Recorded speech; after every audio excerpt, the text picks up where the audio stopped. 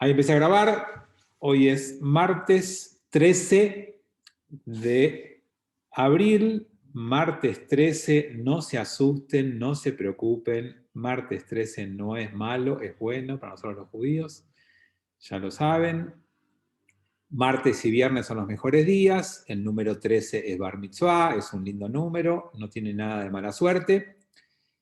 Hay diferentes tradiciones antiguas que no tienen que ver con el judaísmo, que marcan desgracias en estas dos situaciones.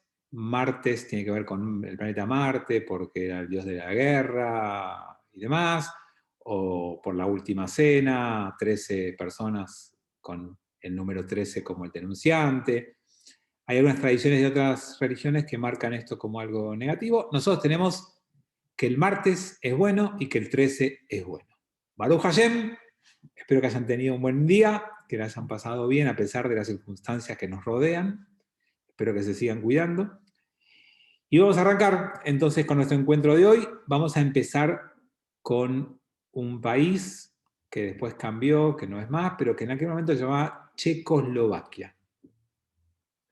Me imagino que todos se acordarán de esa época en donde existía, estoy entrando, dándole acceso a más gente, donde existía Checoslovaquia, que en realidad es uno de los lugares de las zonas en donde había muchos judíos, pero como algo que se va a caracterizar en muchos de los países europeos, esta comunidad judía era muy diversa. Y a veces diversa eran dos grandes grupos o tres grandes grupos, no más, pero muy distintos entre sí, con situaciones muy diferentes y con destino también un poco distinto. Acá estaba la división este-oeste, ¿no? La típica división entre lo que hoy es República Checa y Eslovaquia, digamos, en lo que después terminó separándose. Pero en aquel momento esa división estaba también en la comunidad judía, y entonces podemos hablar de que había dos realidades muy distintas. Una era los judíos de lo que hoy es la República Checa, y otra era la realidad de los judíos de lo que hoy sería la República de Eslovaquia, que no eran totalmente distintas. En la parte checa, la mayoría de los judíos eran judíos tipo Alemania. Eran judíos bastante más asimilados, o seculares o reformistas.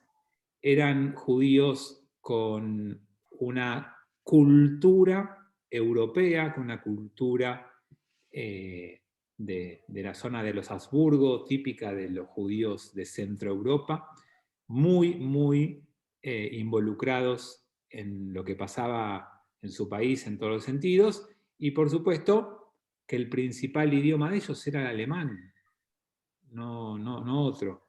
Y tenían esa pertenencia y ese orgullo a esa cultura. No solamente eso, sino que muchos de ellos estaban como muy involucrados en la vida cultural del país al que pertenecían o de la zona a la que pertenecían.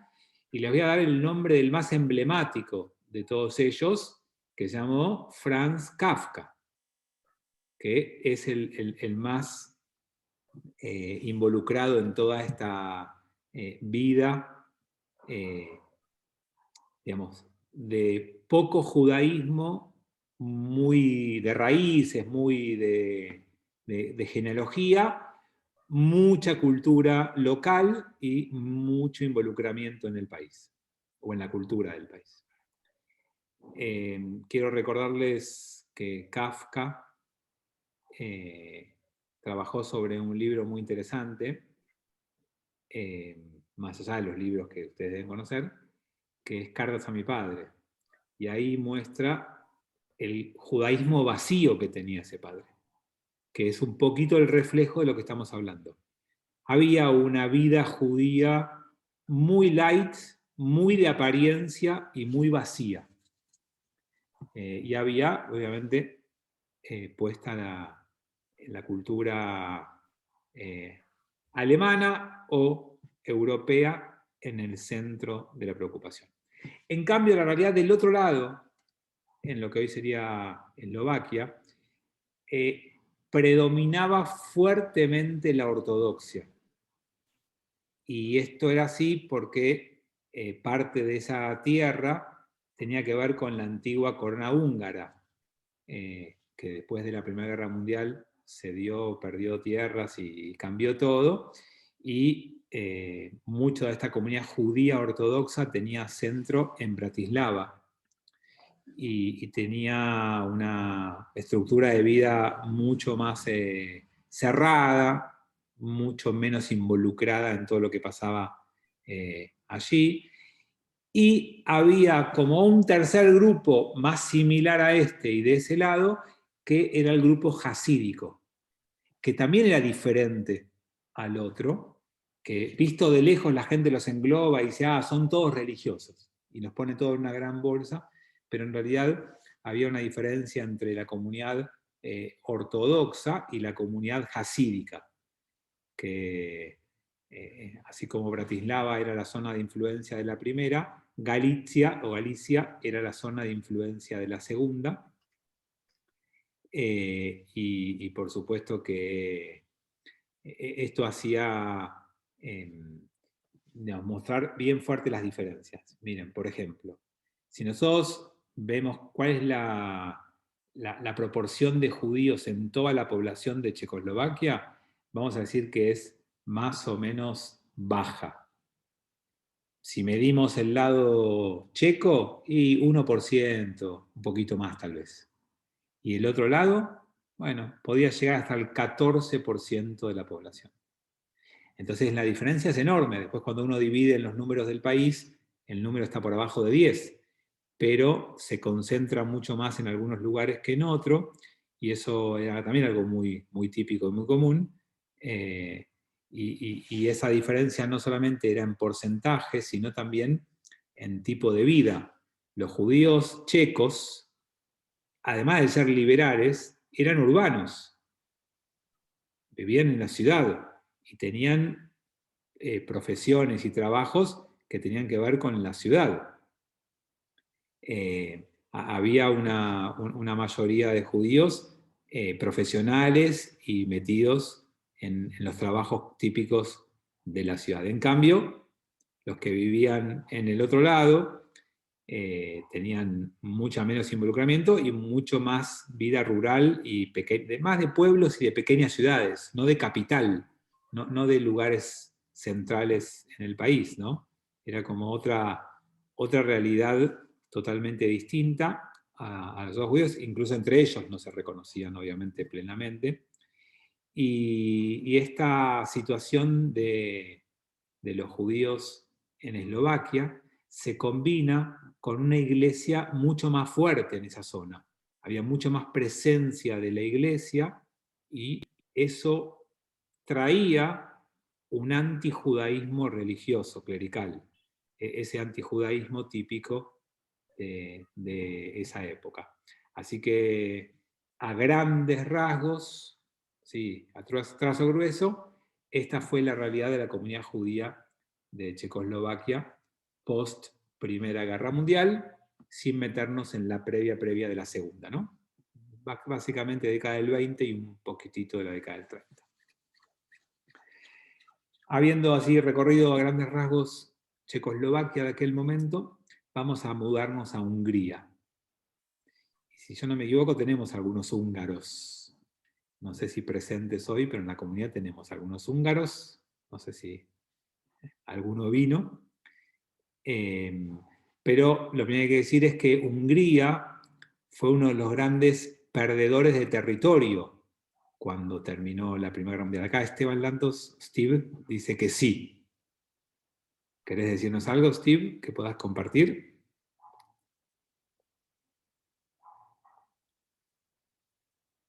Vicky también. Pero digo, ¿quieren desmutearse o simplemente van a escuchar y van a ver si después están de acuerdo con lo que digo? Nos desmuteamos. Ahí está. ¿Qué nos quieren contar de Hungría, de la entreguerra? A ver, en el caso de mi familia, ellos eran campesinos, tenían una granja donde criaban gansos para hacer pâté de foie y elaboraban licor. Al fin del siglo XIX, el nombre original de la familia era Löwy, y al fin del siglo XIX hubo una ley húngara por la cual los judíos no podían entrar al mercado más que una vez por semana, y eso significaba la ruina de la empresa, digamos, de la organización, y para poder sobrellevar eso, se cambiaron el nombre de Löwy a Lantos. Y para los húngaros, el nombre Lantos es, si bien es un nombre bastante común, los húngaros lo reconocen como judíos que cambiaron su nombre. Y bueno, mi abuelo nació en Hungría, mi padre nació en Viena, en Austria, y después de la destrucción, digamos, después del desmembramiento del Imperio Austrohúngaro, los húngaros no reconocieron la nacionalidad de los austríacos y los austríacos no reconocían la nacionalidad de los húngaros. Y bueno, eso trajo un problema para conseguir un pasaporte en esta época, por ejemplo. ¿Cuándo se fueron? ¿Perdón? ¿Cuándo se fueron de Hungría? La familia se fue de Hungría después de la Primera Guerra Mundial. Okay. Se mudaron a Austria y mi padre fue expulsado del colegio en 1938, cuando fue la anexión, el Anschluss, y ahí empezó un derrotero por toda Europa hasta que llegó 5 años más tarde a la Argentina. Claro, o sea que justo se fueron cuando vamos a hablar de la época en la que estamos hablando. Fueron justo en esa época. ¿Y la familia de Vicky? Mi familia vivía en una ciudad pequeña que se llama Eisenstadt, donde vivía el conde Esterházy, que era el que albergaba a, ¿cómo se llama el conde? Haydn. A Haydn. Ellos vivían enfrente, eran gente de mucho dinero, tenían viñedos, fabricaban vino Cayer, entre otras cosas, pero vivían adentro del gueto, pero era un gueto muy, digamos, a la vez muy abierto. Y lo que era la casa de mi bisabuela en el gueto, hoy es el Museo Judío de Eisenstadt. Pero espera, porque para el gueto falta mucho. ¿Mucho en qué sentido? ¿A Temporalmente. ¿A qué gueto te referís vos? Al gueto de Eisenstadt. Pero de la época de... Ya desde la mitad del siglo XIX. No, desde antes. Claro, bueno, el gueto anterior entonces, el gueto anterior. Pero después de la Primera Guerra Mundial, ¿quedó alguien en Hungría? Sí, toda la familia seguía ahí. ¿Y cómo estuvieron ahí en esa época? ¿Te acordás, sabés? Muy bien. Después de la Primera Guerra, muy bien. O sea que ustedes no tuvieron mala experiencia hasta la llegada de los nazis. Exacto. Ok. Bueno, creo que Pablo Perl también chateó que también es húngaro. Sí. Señor. Yo chateé. ¿Tenés algo para compartir, Pablo? Bueno, mis viejos y mi viejo y mi vieja eran todos húngaros, pero de una zona que hoy es Rumania, o sea, de la Transilvania. Ok. Después de la Primera Guerra Mundial, esa parte que era húngara pasó a ser rumana. Bueno. O sea, ellos se criaron en una época en que era Rumania, digamos. Ok, después de Hungría vamos a hablar de Rumania, justamente. Pero dale, contá si sabés algo, contá. No, mis viejos vivieron ahí, mi viejo se vino a Argentina en el 30, buscando nuevos horizontes, no por un problema, no por otro tema. Mi abuelo vivía en un pueblo y tenía un pedazo de tierra, lo cual era raro, pero tenía un pedazo de tierra, un campo, digamos. No un campo como los imaginamos nosotros, sino yo después lo conocí, era un campito, digamos. Para Hungría supongo que era grande por ahí, pero era chiquito y eso se subdividió, mi abuelo lo vendió y se mudó a una ciudad cercana que se llama en rumano Cluj y se llama Kolozsvár en húngaro, que es una ciudad muy importante para los húngaros porque ahí nació y vivió el rey Matías, que fue un rey muy importante para los húngaros. Pero mientras mi viejo vivió ahí, nunca me contó demasiados temas particulares de problemas. Sí, el número clausus, ese tipo de cosas que impedían ir a la universidad o reducían las posibilidades. Ok. Ese tipo de cosas sí, pero no un tema así en la calle, digamos, o cotidiano. Después en el 30 se vino para acá, buscando, como te digo, nuevos horizontes, y volvió en el 36 por unos meses para ver a su papá. Y porque mi abuela ya había fallecido cuando él era chico. De hecho, mi abuela está enterrada en el campo. Cuando se subdividió ese pedazo de tierra donde hay una serie de tumbas judías y cristianas, porque era la gente que se moría y que trabajaba ahí, sigue existiendo al fondo de un terreno que tiene un dueño, que es como una quinta grande ahora, y al fondo tiene unos árboles y ahí está enterrada mi abuela y otras personas que trabajaban con mi abuelo y que están las tumbas ahí. Y el señor este, que es el dueño, tiene que cuidarlo y no puede tocarlo.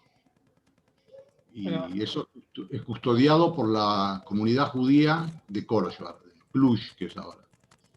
bueno, les agradezco a todos los que compartieron y quiero... Yo también tenía parientes en Córdoba, unos tíos de mi papá, que eran varios hermanos, y el último de ellos salió de que era profesor universitario, salió allá por el 65 más o menos de Córdoba a Montevideo, donde tenía hermanos.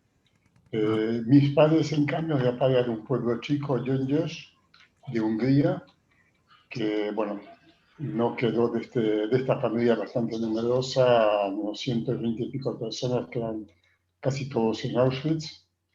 En cambio, mi mamá era de Budapest y que yo sí de una familia burguesa, acomodada. Mi abuelo era arquitecto y construyó unos cuantos edificios que actualmente hoy, edificios de 4 pisos que eran en aquel momento una de las avenidas principales que todavía sigue existiendo hoy por hoy, ¿no?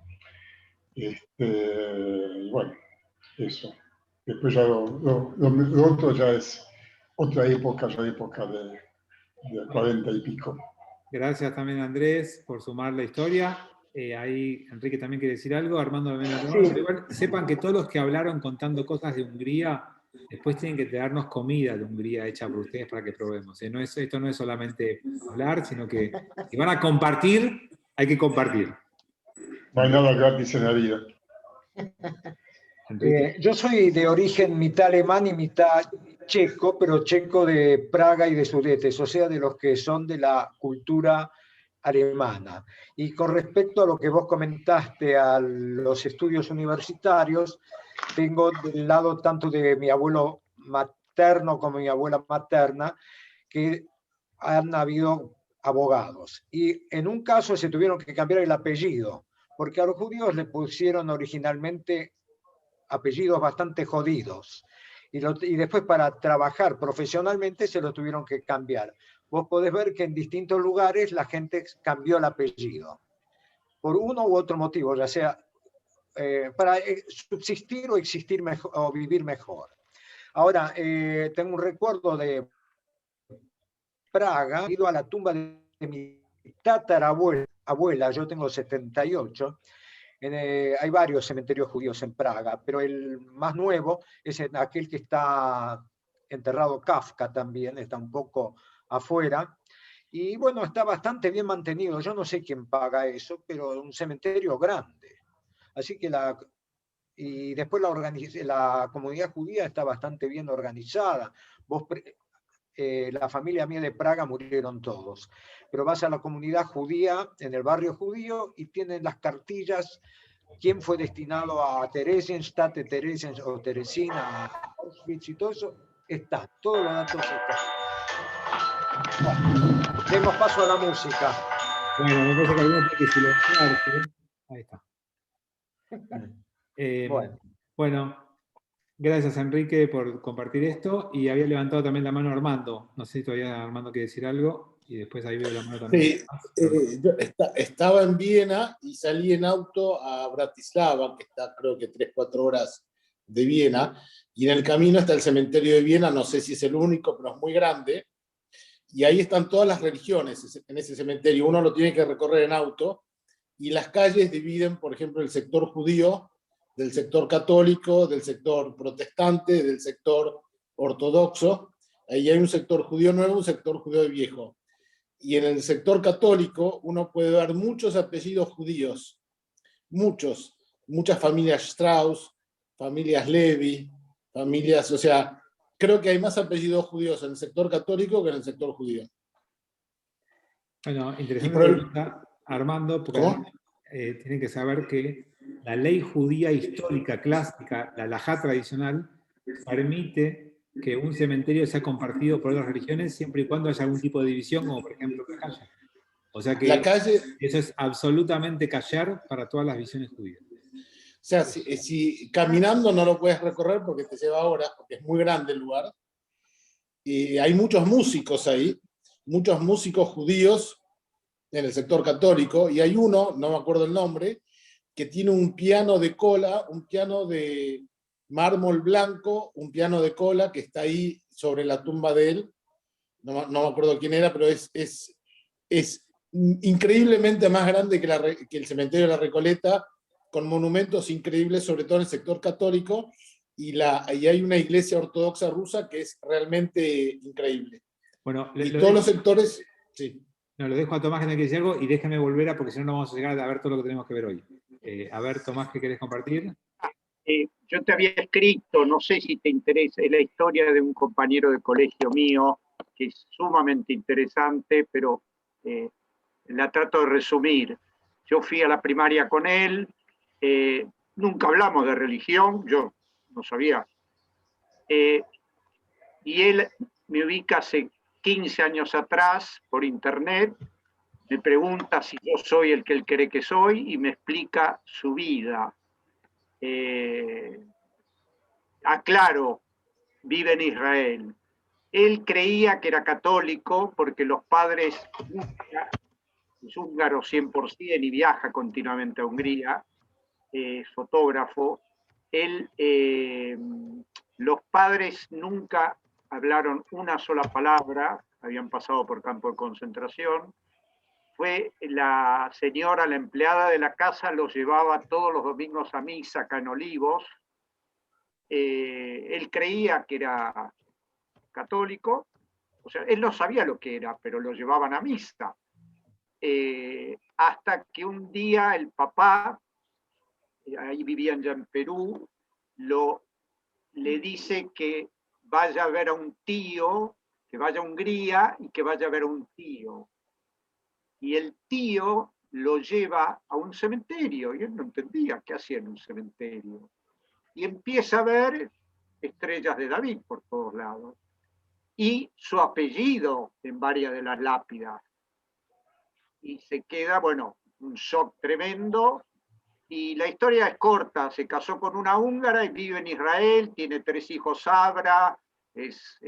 Y lo más interesante, el papá llegó a terminar viviendo en Israel, pero un antisionista a muerte. Pero nunca quiso hablar con el hijo sobre el hecho de que era judío. Bueno, gracias Tomás por la historia. Quiero volver claramente a 1920, que es donde estamos tratando de ubicarnos en Hungría, y contarles que la primera experiencia de gobierno después de esta división de tierra que se produjo después de la Primera Guerra Mundial y que Hungría quedó simplemente una fracción mucho más chiquita que lo que era el Imperio Austrohúngaro, por supuesto, y que quedó con una porción muy, muy pequeña de Estado comparado con lo que era antes, y cambió todo el concepto de las minorías que había antes porque cambió toda la situación. En esa nueva Hungría que nace a partir del fin de la Primera Guerra Mundial, se va a instalar un gobierno muy breve socialista, tipo una de las repúblicas soviéticas, ¿no? Y ese gobierno que duró muy poco tiempo, que fue conducido por Béla Kun, que me imagino que muchos deben conocer o han escuchado nombrar, tuvo la particularidad de que de 26 ministros que formaron ese gobierno socialista, 20 eran de algún tipo de raíz judía. La proporción fue tan alta, tan grande de judíos que solo eran de raíz judía la mayoría, no eran judíos ni ortodoxos, ni observantes, ni visiblemente judíos, pero todos con algún tipo de raíz judía, hizo que se cree una atmósfera bastante antijudía. Ese gobierno obviamente duró muy poco tiempo, y entonces a partir de que se deshizo, quedó en la atmósfera, en el ambiente de esa Hungría, una situación difícil hacia los judíos. Los judíos, como nos pasaba recién en el país anterior que veníamos, Checoslovaquia, a nivel toda la población de todo el país, eran un porcentaje bajo, más o menos un 6% de la población. Pero si vamos a Budapest, llegaron a ser el 20 y pico % de la población de Budapest. O sea, como de vuelta, se concentran los judíos mucho, en el lugar donde están son un porcentaje importante. Comparado con todo el país, es muy bajo. Acá en la Argentina pasa algo similar. La gran mayoría de los judíos están en Capital Federal. Entonces, en la proporción de capital no tiene nada que ver con el número de todo el país de Argentina. Bueno, acá pasaba lo mismo, estaba muy concentrado en Budapest, y ahí el porcentaje ya era otro respecto al resto de la población, ¿no? Y lo que sí, los ortodoxos, digamos, la parte más observante, tradicionalista y ortodoxa de la comunidad, estaba más en el norte, más llegando a la frontera con Checoslovaquia. También están muy concentrados, muy juntos entre ellos. Y la mayoría de los judíos húngaros hablaba húngaro, no hablaban yiddish. También es una particularidad, porque en otros sectores yo les conté que la población judía prefería hablar yiddish, el húngaro hablaba húngaro. Y de hecho, yo no sé cuál es la realidad de ustedes, porque cada uno es individual, pero a mí los judíos húngaros que me tocó conocer, todos saben húngaro. Y no te hablan de otro idioma, y también me pareció muy fuerte eso. Acá en la Argentina está el Club Amshe, como muy típico de los judíos de Hungría, que se pudieron escapar. Obviamente después los números de la Shoah son tremendos, ya los vamos a ver, pero hubo una comunidad una parte de la comunidad chiquita que se pudo escapar, y mucha de ella está, digamos, con sus descendientes muy ¿Te vinculados. puedo llamar en un rato? Esperen que alguien se desmutió. Bueno, eso respecto al idioma. Pero también podría agregar ¿sí? que hay un grupo más o menos importante de judíos ultra-religiosos, los judíos Satmar, que hoy en día creo que está ahí en Jerusalén y en Estados Unidos. Este grupo también ultra-ortodoxo. Sí, es un grupo jasídico Jasídico. muy cerrado, muy fuerte, mucho más que Chabad. Chabad al lado de ellos son liberales de izquierda, son reformistas goim, al lado de lo que es Satmar, y es un grupo muy numeroso y muy cerrado. Como dice Aníbal, la serie poco ortodoxa, por ejemplo, es de ellos. Está retratado la vida de los Satmar, que es muy particular. Sacando la vida de los ortodoxos que estaban aislados, que ellos sí hablaban un poquito yiddish, el resto de los judíos no lo hablaban, y el resto de los judíos que estaban más integrados, como alguien dijo también, se caracterizaban por ser profesionales. Había abogados, había médicos, había gente que trabajaba en la banca, en lo económico. O sea, el judío húngaro más integrado tenía más ese perfil. Y otra cosa característica de Hungría, que no era común en todos lados, es que había muchos matrimonios mixtos. Es una comunidad integrada, patriota, que se sentía húngara, y que, por lo tanto, en esa época, alguien justo creo que Pablo contó, en esa época, la comunidad húngara no era sionista, porque era orgullosa de su país y patriota de su país. Entonces estamos hablando, y hablamos de la década del 20, ¿no? Y como siempre hablamos de mayorías. Después ustedes van a decir, no, pero mi abuelo era sionista. Sí, por supuesto, puede haber casos, pero la comunidad no era básicamente sionista. Lo que alguien también mencionó, y es otra característica, es que el antijudaísmo se manifestó principalmente en los numerus clausus. Había cupos. En la universidad había una cantidad de judíos que se podían aceptar y el resto no podía entrar, y había límites y cupos para la vida judía plena, esas cosas que no están en ningún lado, pero que todo el mundo sabe que existían, ¿no?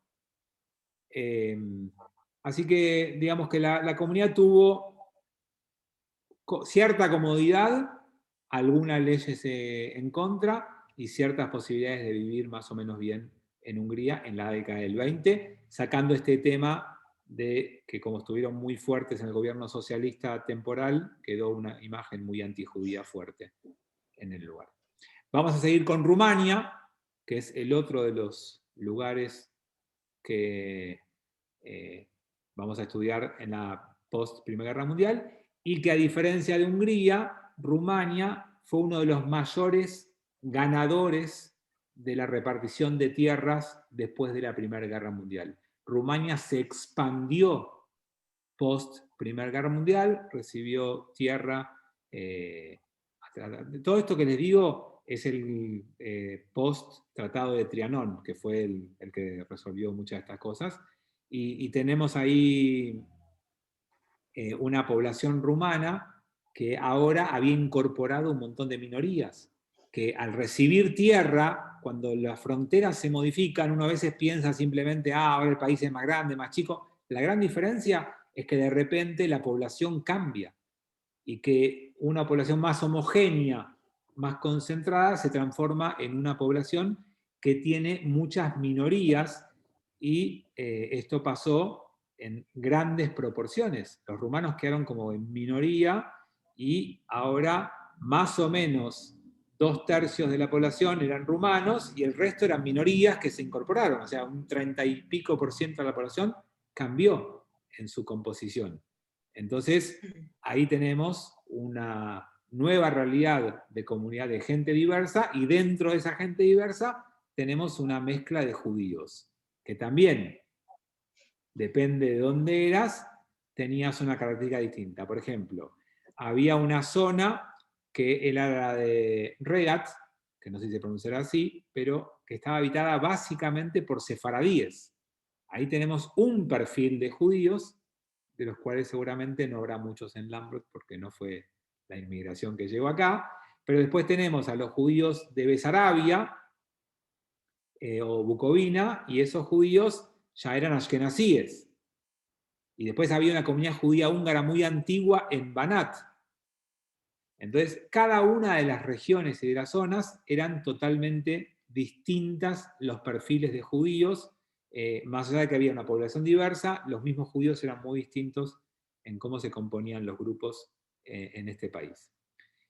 Entonces, estos nuevos rumanos, que no eran rumanos históricos, que se sumaron con las nuevas tierras, la verdad es que miraban a otras tierras, pero no miraban a Israel o Palestina en aquel momento, generalmente miraban a su país de origen. Algunos extrañaban o deseaban volver a la cultura de los países pre-Primera Guerra Mundial, donde vivían antes de esta nueva situación. Y por supuesto que una cosa es los judíos locales de Rumania, que tuvieron una realidad, y otra es los judíos que vinieron con las nuevas tierras, que tenían una situación mucho más precaria y mucho menos acomodada, ¿no? Y todo eso fue muy distinto la realidad de cada uno. Y Besarabia no solo que implicó judíos nuevos para Rumania, sino que además siguieron llegando judíos especialmente de la Unión Soviética a Besarabia, que se podían escapar en los primeros tiempos. Muchos judíos rusos o soviéticos, o en esta primera etapa de la Unión Soviética, se lograron establecer en Besarabia, ¿no? Muchos de los judíos de origen ruso que habían escapado a Rumania después van a perder su ciudadanía, pero eso es un tema posterior que ya les contaré más adelante. Así que a grandes rasgos esta es la situación de Rumania. Quiero ver que tengo algunos chats acá. Hungría perdió, bueno, acá dice el porcentaje, 4/5 de su población, de su tierra de la Primera Guerra Mundial, nos cuenta creo que Andrés. Acá dice Pablo afirmando lo que yo decía con su historia, que hablaban húngaro y no yiddish sus papás.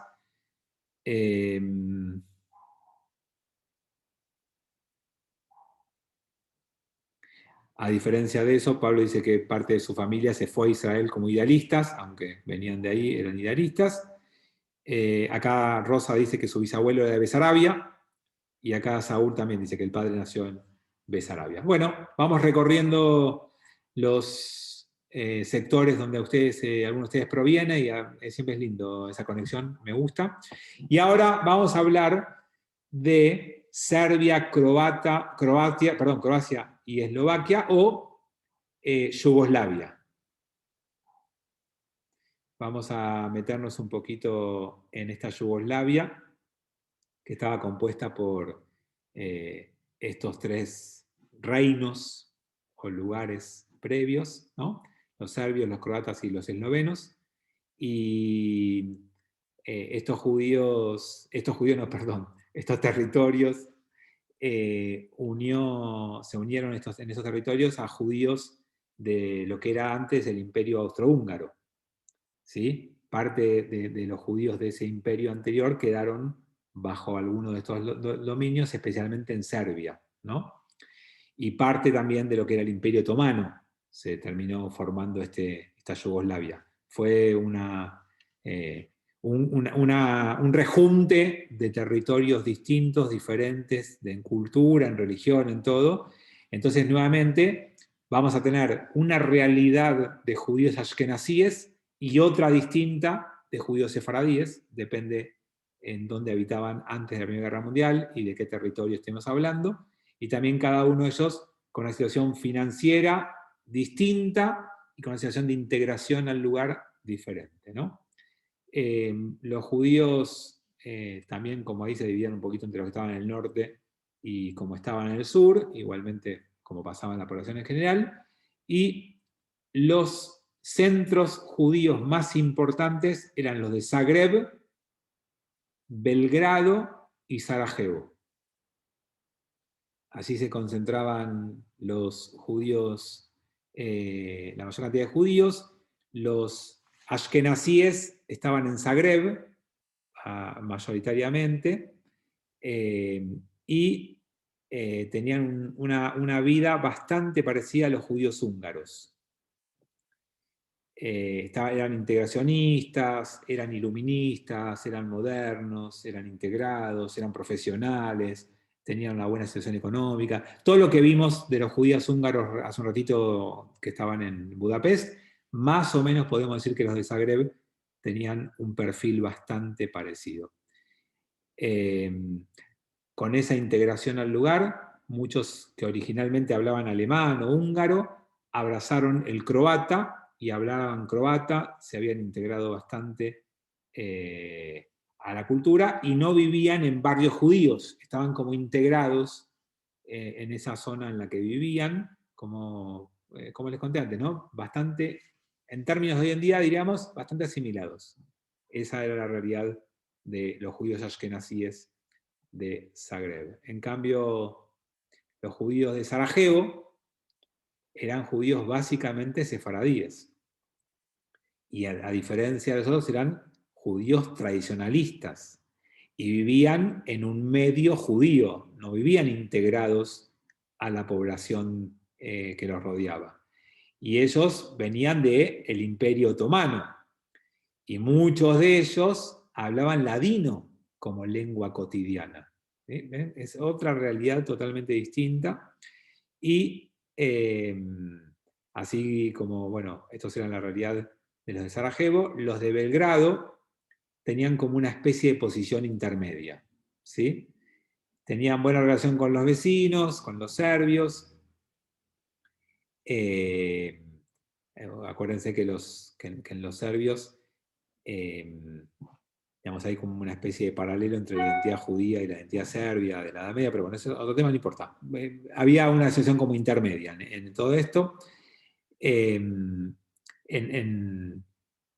Belgrado la minoría judía estaba más o menos bienvenida y tenían un estatus económico más o menos bien, tenían cierta autonomía y podían ejercer sus derechos, era una vida bastante digna la de las comunidades judías de aquí.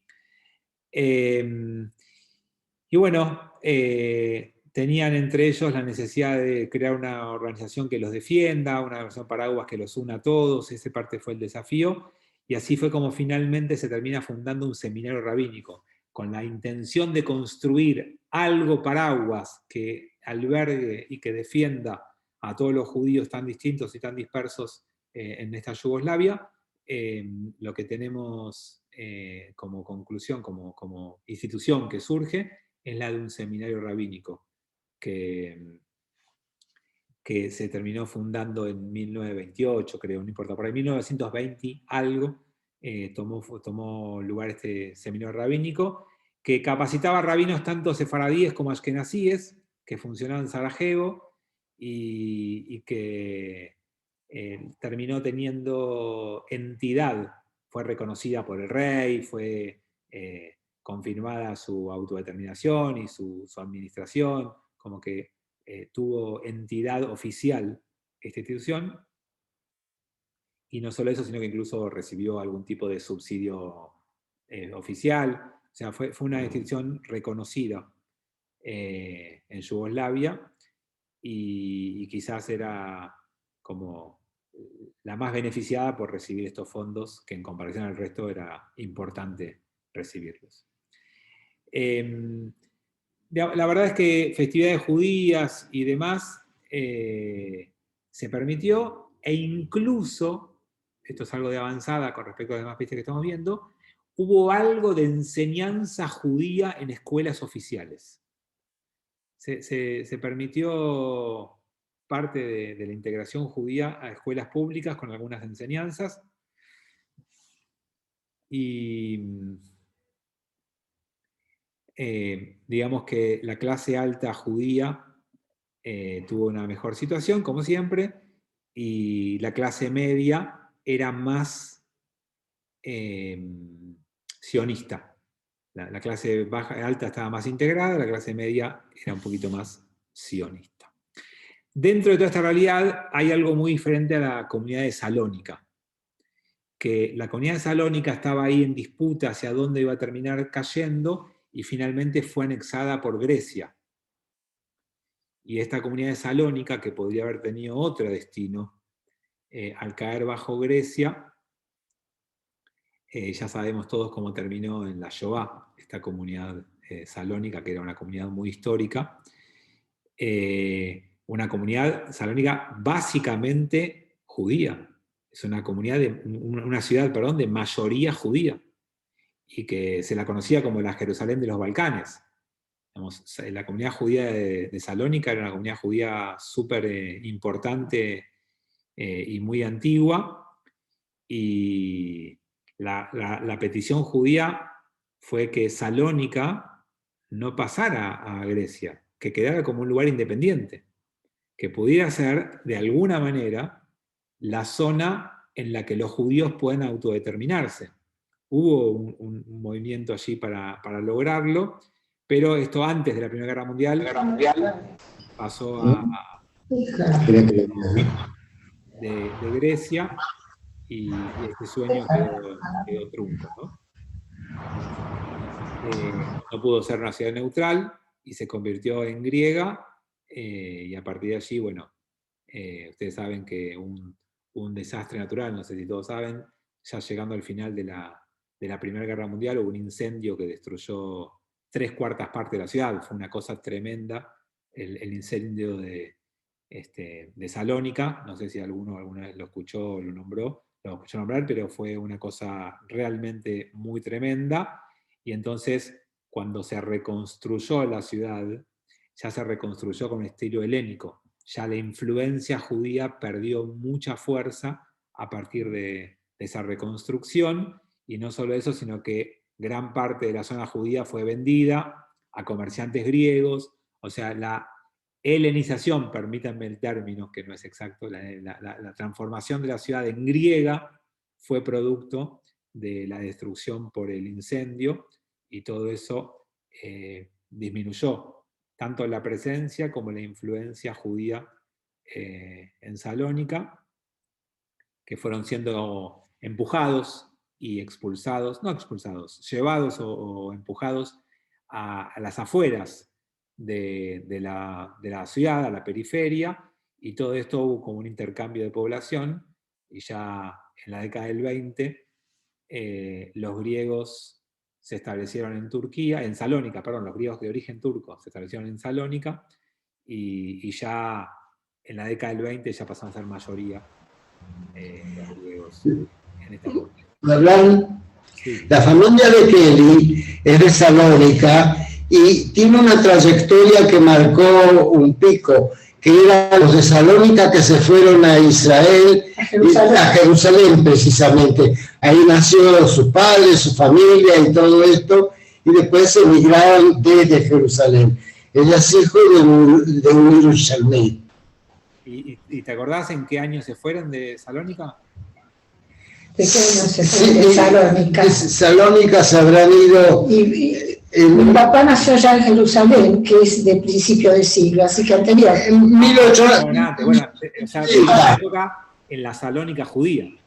Claro, 1790, eran todos sefaradines ahí en Salónica. Sí, 1800 y de eso. Estamos hablando en esa época. Claro, bueno, Sí. toda esa época, de comillas, dorada, de esta Jerusalén supuesta, se perdió básicamente a partir del incendio de 1917.